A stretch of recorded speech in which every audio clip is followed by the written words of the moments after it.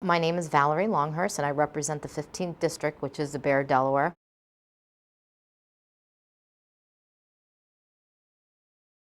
I got into politics due to a personal reason. I think people get involved in politics either for personal reasons or just for political aspirations, and I think mine was more personal.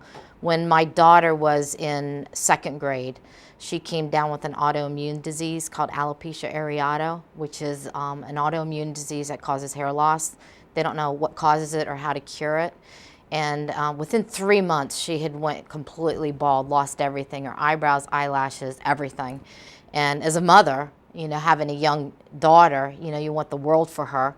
So I wanted to raise awareness, and I was trying to get out there, and I felt like the doors kept shutting in my face. And I wanted people to know that it wasn't cancer that she had, that it was alopecia as opposed to cancer. She wasn't dying. She was still healthy, but there was this other disease out there that people could still live. So I did the support group, was trying to raise awareness and wasn't really getting anywhere. Contacted my local representative, and I didn't get a return phone call.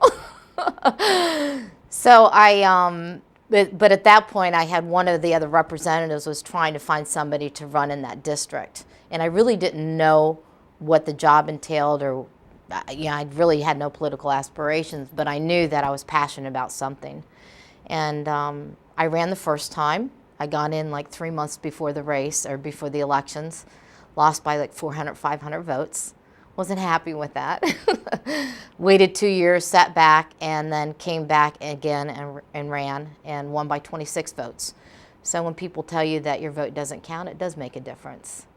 And one of the great things that came full circle to me when I became a legislator was creating legislation that would mandate full scalp prosthesis for people with alopecia.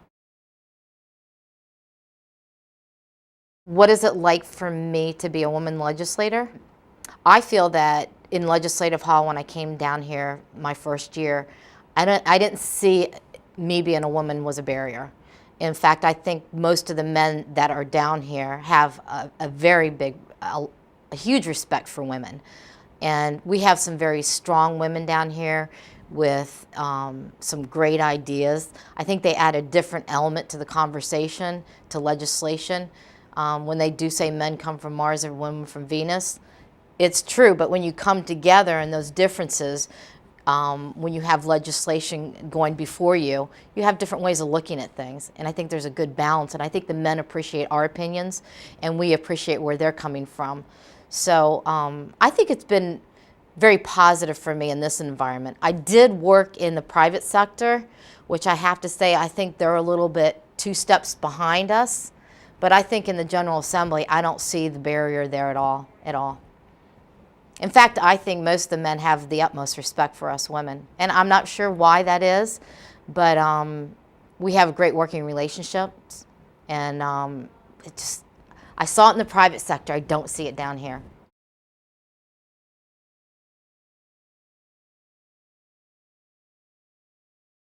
I've always been a sports fanatic.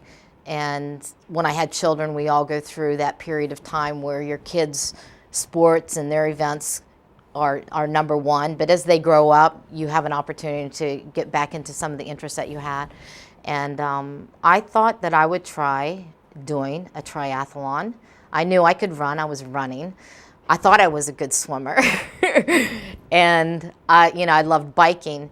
When I did my first triathlon, it was a sprint. It was at Lumps Pond, which is in my district. And I thought I did pretty good, except I didn't swim as well as I thought I was. So I joined a group of triathletes here in Delaware called the Tri Dogs of Delaware. And now I've got 5, 6, 7, 8 triathlons under my belt.